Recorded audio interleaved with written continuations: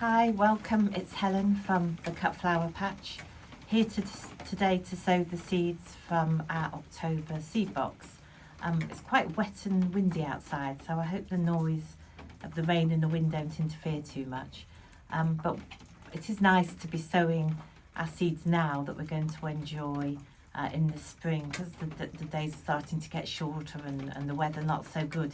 I do find having something to look forward to is sort of fairly important to me.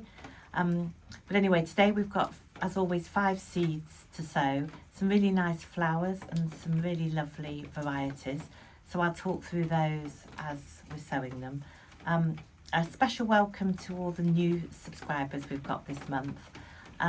What we tend to do with these videos is I will go through the sowing of each of the seeds individually and show you the bits and pieces that you need to actually do those. I try and keep the process as simple as possible and the equipment you need as simple as possible. So try not to use anything that's too expensive and recycle a lot of things. So hopefully all of that will make sense. So without further ado, we will get on with sowing our seeds. Okay, so first off we will sow our sweet peas. Sorry, everything feels very wet today. Yes, so in the October kit, we have 2 varieties of sweet peas. Ordinarily, I don't tend to choose 2 of the same type of flower to put in the kits. We like to go for variety, but I think there's a few exceptions to that, where you've got certain flowers that have, you know, such a lovely range of varieties, and they make really, really good cut flowers. The more you cut, the more you get. So things like sweet peas and cosmos, occasionally it's worth having 2 types of those in the kits. So that's why we've chosen two types of sweet pea. And we've gone for 2 fairly different sweet peas. So one is called Mammoth, and that is called Mammoth because they're a larger sweet pea. They have very strong stems, long stems, and they're very strong. So that makes them particularly good for cutting. And then Tango is just a little bit different. It's quite sort of a pastel-y shade, and I've seen it described as sort of a Monet style sweet pea, so hopefully that one will be lovely too. Now there's lots of different opinions about how to sow sweet peas. Some people recommend chitting them first, some people recommend soaking them first, but I tend to go with a technique from a company called Eagle Sweet Peas, who are a really good traditional sweet pea grower in Staffordshire. And so this is what they would recommend doing. Now we're sowing them directly into 9cm pots, not into seed trays. What you want to do, if this makes sense, is look for your larger 9cm pots, so the ones that have more height to them, just because sweet peas do have a fairly long root system, and they don't like root disturbance, so we want to give them some capacity for the roots to grow. So what I've done is 3/4 filled these 9cm pots with multi-purpose peat-free compost, and then I've soaked that. I've given that a really good watering. We're then on top of that going to add some dry compost to top up the pot, or to fill up the pot. What I'm going to do actually, in each of your sweet pea package, you've got 30 sweet peas.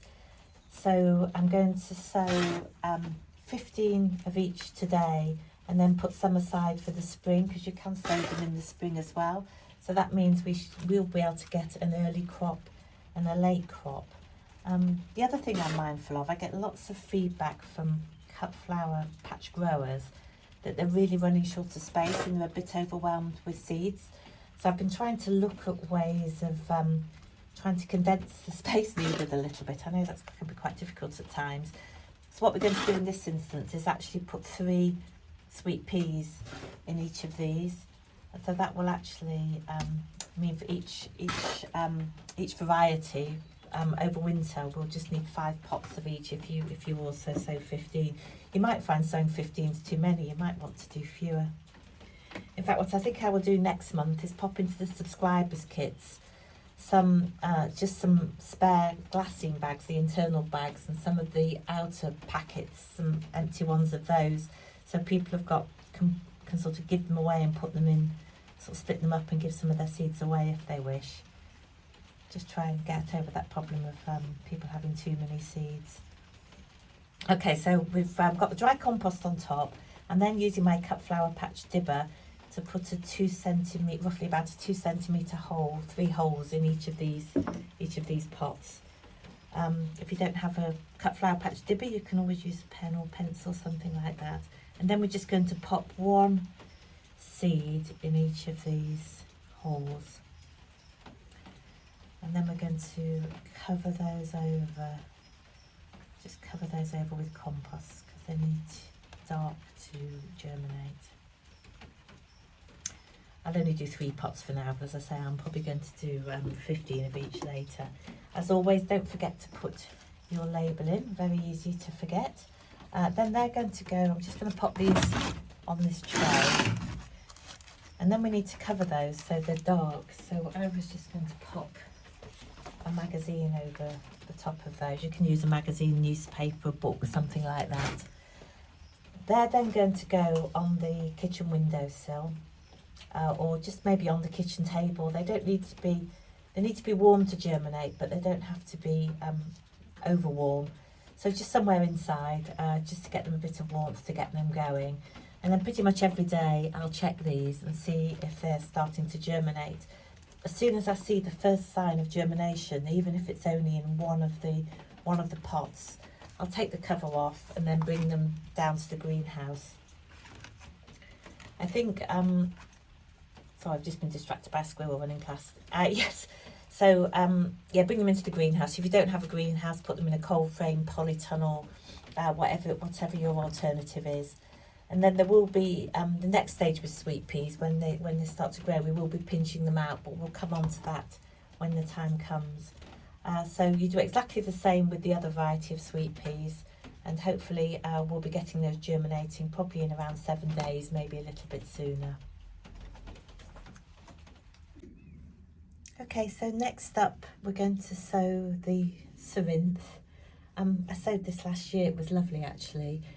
It flowers early and it's a lovely bluey colour with a beautiful strong green foliage. Again, it's quite a big seed, and to save space I'm going to sow these directly into this modular tray. So it's if it was a full tray there'd be 15 modules, but I'm actually only going to sow 6 of these because I'm going to save some of these to sow in the spring as well, so I can get two sowings of those. And again, being mindful of space, I've just cut one of these sort of trays from the garden centre down into 6 different, and so it's just a module of 6. So with the cerinthe, some people again soak these beforehand, but I've never found that necessary. They are quite a big seed, but I think you'll find they'll be absolutely fine if you don't soak them. As I say, all our seeds are really good quality, so they should be able to germinate without extra help in this instance. So I'm going to pop again 1 seed in each cell. Sometimes you find these will actually develop into 2 little plants, so you get 2 for the price of 1. And I'm just going to cover those over lightly with a little bit of compost. There we go. Okay, you can sow more obviously if you wish to, but as I say, over sowing is sort of quite a common problem. My compost is already pretty moist, so I'm not going to water these, but if your compost isn't moist, then give them a reasonably good water, just so that penetrates the seed slightly. Normally I say be really careful not to overwater your seeds, but in this case, make sure the compost is pretty damp.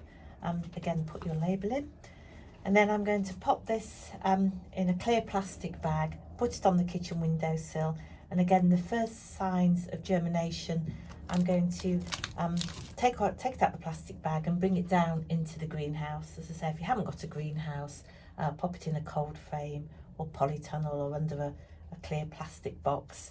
There is something on the Cut Flower Patch website in the blog section which gives you alternatives to greenhouses if you don't have one. Okay, so now I will move on and we'll sow the Lavatera. Okay, so next we'll sow our Lavatera. Also you often hear this referred to as marrow. So Lavatera is lovely. This version is lovely pink and white flowers. Again, a nice green foliage. Makes a very good cut flower because it has a long vase life, sort of 6 to 8 days. And the buds continue to develop after they've been cut as well. It also makes a very good border plant. It's a very economical filler for borders. So if you have got some space in your borders, you might want to consider sowing a few for the border too.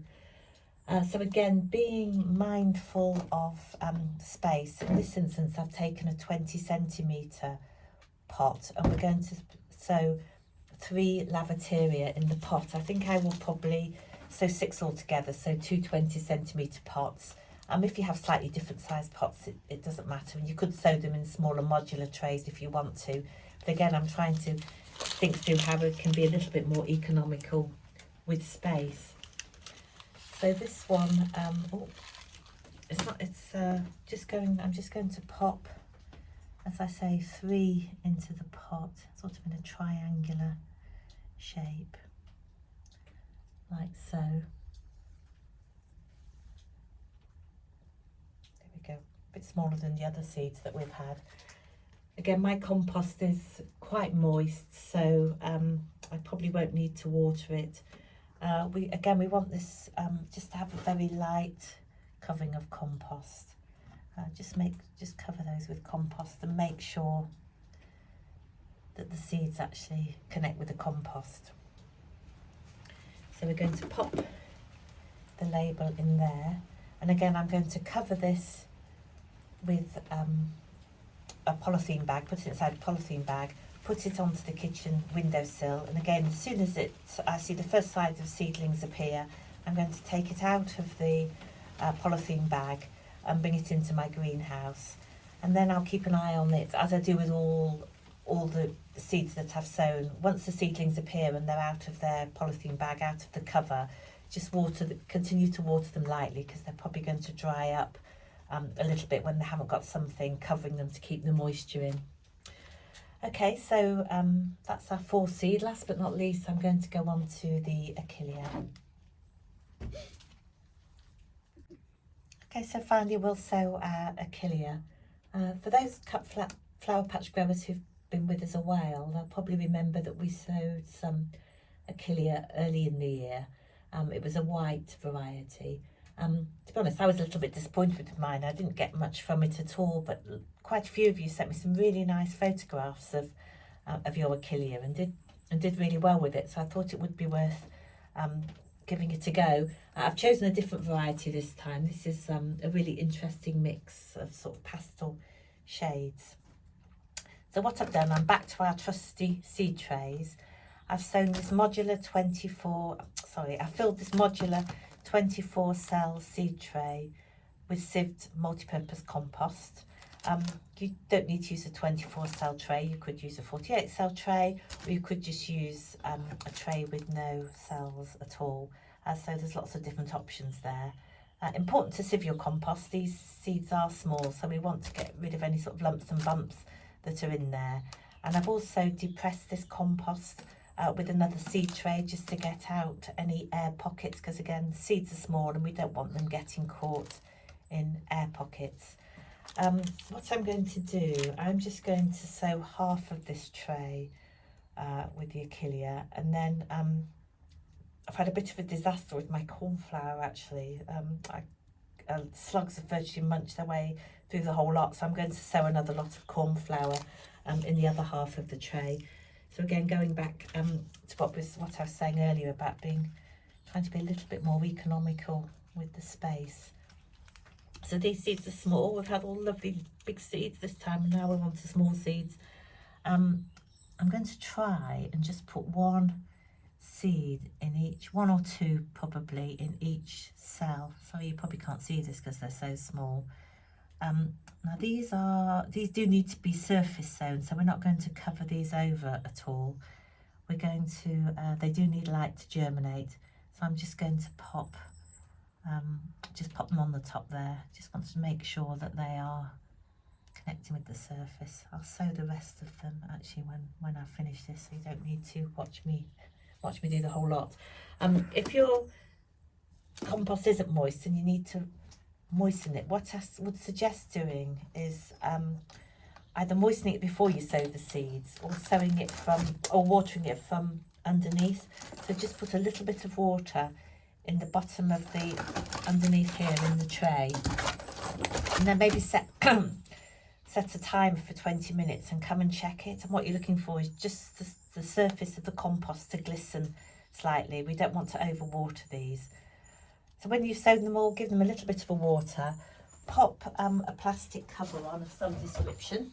It could be a polythene bag or a shower cap. Again, onto the kitchen windowsill. Keep an eye on them. As soon as you see the first signs of germination, take them out and put them into your greenhouse or cold frame or whatever. We will be picking out some of these seedlings when they get their first true sets of leaves. But what I'm going to do is do a video next week just to talk a little bit more about that, because some of the flowers we sowed in August and September at that point. So I thought it might be a good idea just to do a general catch up and look at some of the things we need to do in terms of pricking out and pinching out.